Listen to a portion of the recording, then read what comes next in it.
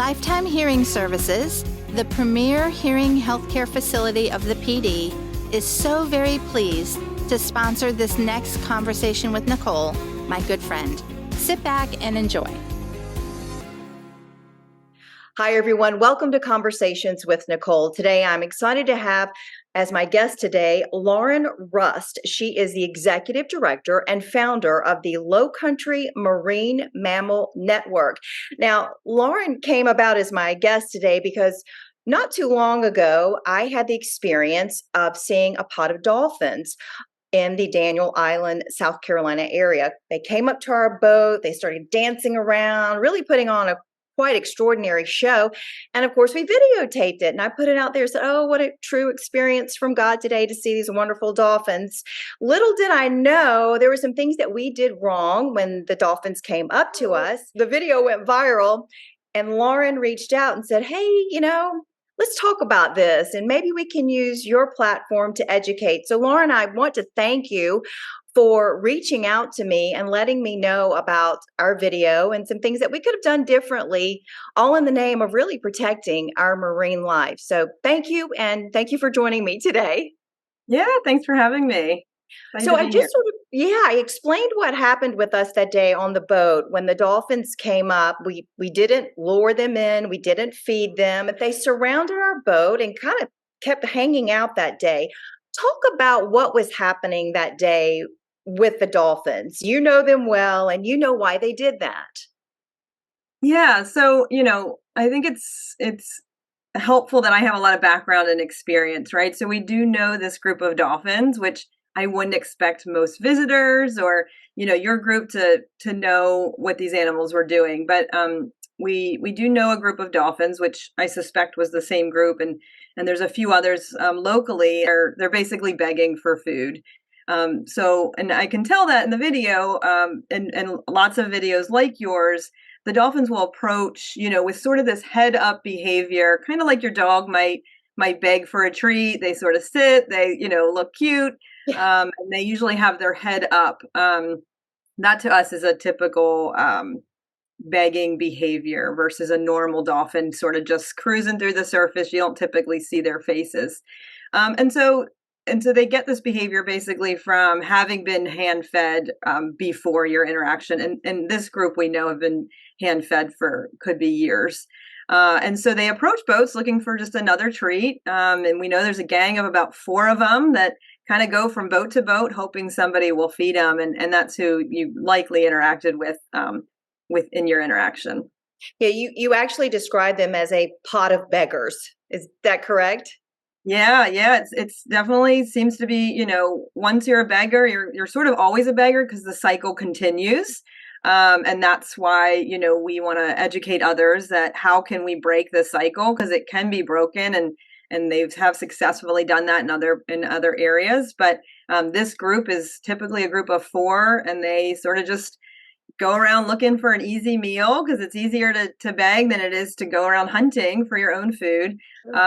And we see this all around Charleston. And so when I reached out to you, it was like, how can we, educate others what this looks like and then what to do? When that happened to us, we thought, oh, what a rare treat, right? For us, we did some things wrong. We thought, oh, it's too bad we don't have any food to give them. And oh, what if we reached out and touched them?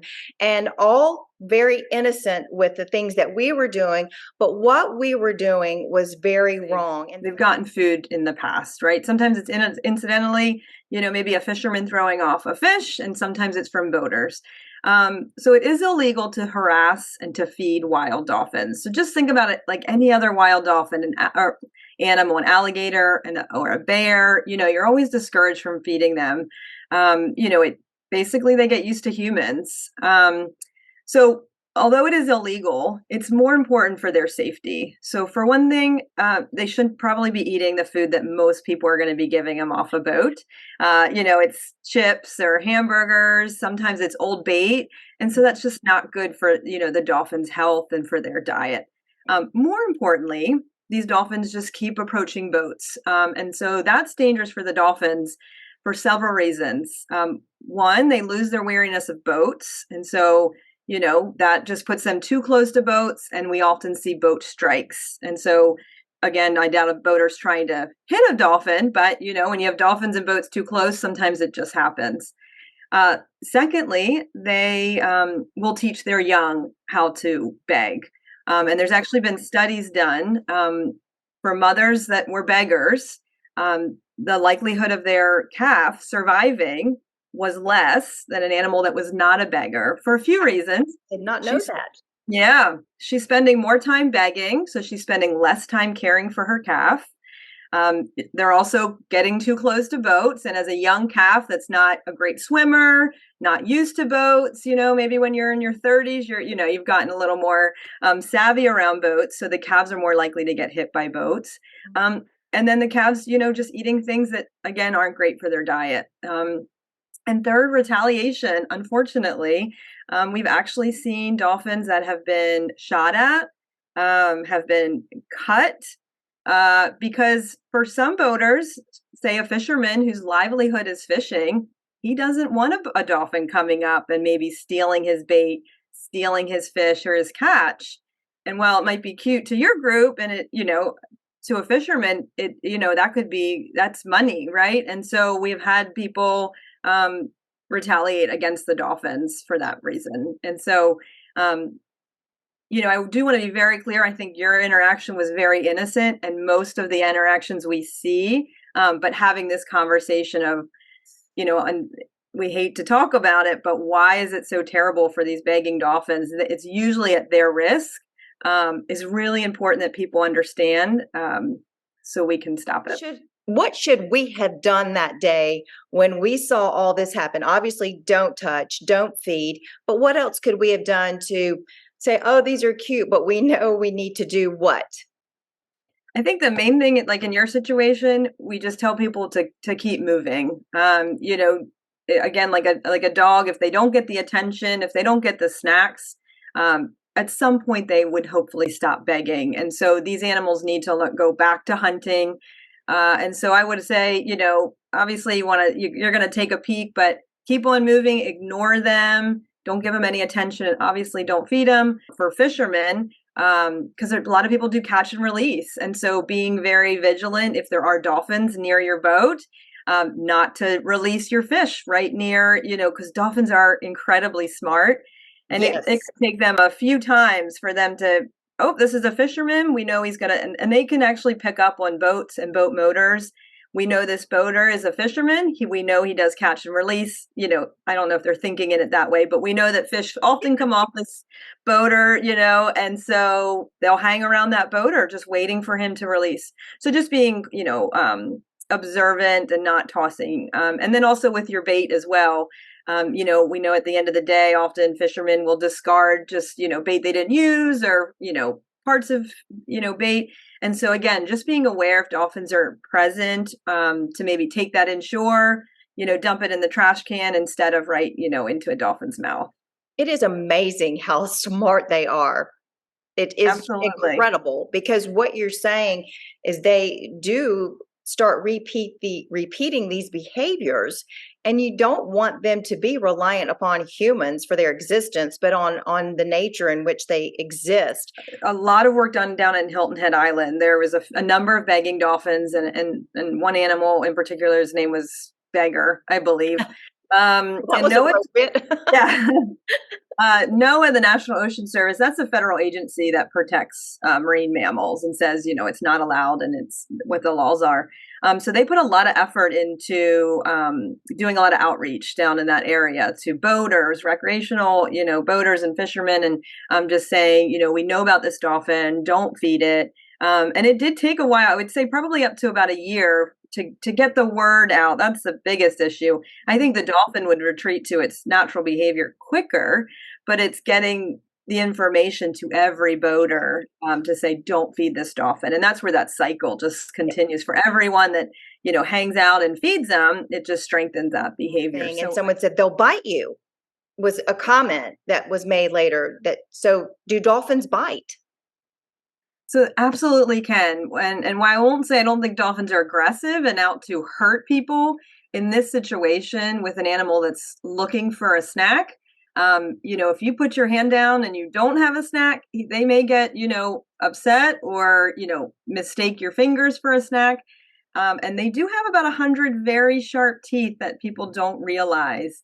And so, again, while I don't think they intentionally want to harm you, um, people have been bitten before going out to reach them. Talk a little bit about the Lowcountry Marine Mammal Network and what you actually do. Obviously, part of what you do is educating, reaching out to me in this situation, but you're doing so much more. Tell me about that. Yeah, so we're a nonprofit and we're based in Charleston, and it's really to protect wild dolphins and other marine mammals, but mostly our local dolphins. And we do that through education, outreach, and we also do stranding response. So also responding to any sick, injured, entangled marine mammal here in South Carolina. But what is so important is we're so lucky to have these local dolphins. We have about 300 resident dolphins, and those are the ones that you would have interacted with. And so, we want the community just to know like how special that is, how unique it is to have, born bred Charleston dolphins, and how they can protect them. And so doing things like outreach, we do a lot of social media. We do events throughout the community just saying, did you know, are you a boater? These are recommendations. And then the stranding response is really to help those animals that, are injured or sick.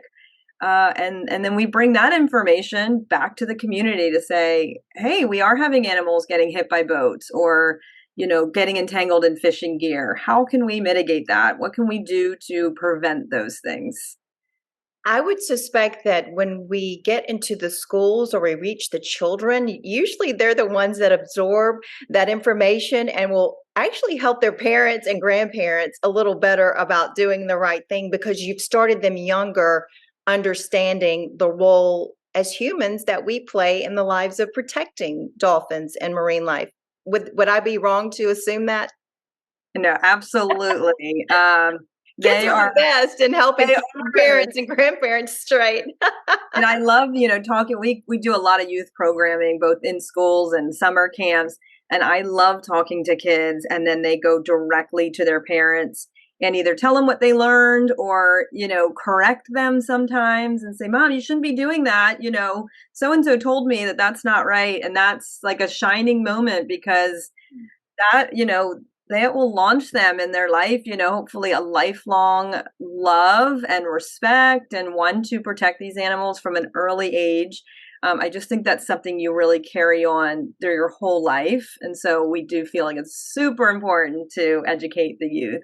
We work with, eco tour companies. We work with boat rentals, just getting, through social media outlets, just how do you reach the masses? Not only our locals who do know, are hearing our information, but how do we reach all the visitors that come in, want to see dolphins, but we don't expect to know all the, rules and regulations. So that's hard.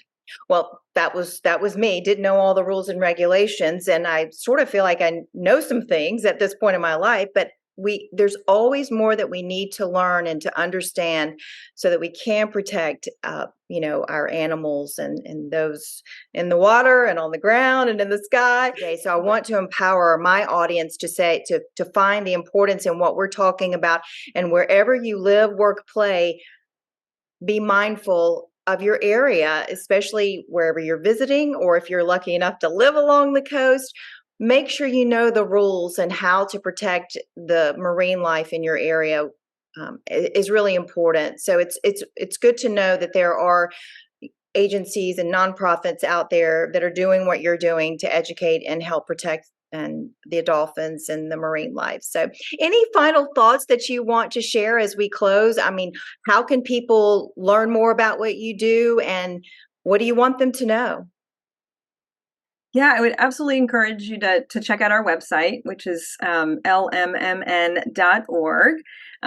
We have lots of great information about marine mammals in general, obviously regulations and lots of, great information about our local dolphins. I think just a general, rule, as you just mentioned, I think for anybody that lives in the U.S., coastal or not, is to, really keep, protecting these animals is really, giving them space and distance and really viewing, and this can go for, anything from bears to alligators to dolphins and all wildlife, is really just, we don't need to interact with them to have, an amazing experience viewing them. And I think that's just really important for all wildlife, is just to be respectful, and just to enjoy them in their natural environment. 100%. Thank you so much for being my guest today. It's been informative, educational, and I really want to thank you again for reaching out to me, because it's important for me to be able to use my platform for good and to share good, helpful information and help educate others. So thank you so much for your time. Absolutely. Thank you. And for what you're doing. I appreciate it very much. Thank you. Absolutely. And that will do it for this edition of Conversations with Nicole. Until I see you again, I hope you have a great day. This segment of Conversations by Nicole is sponsored by Lifetime Hearing Services, with 3 locations in Florence, Hartsville, and Camden. Visit us on Facebook and at lifetimehearingservices.com. Until next time, be well, stay grateful, and be blessed.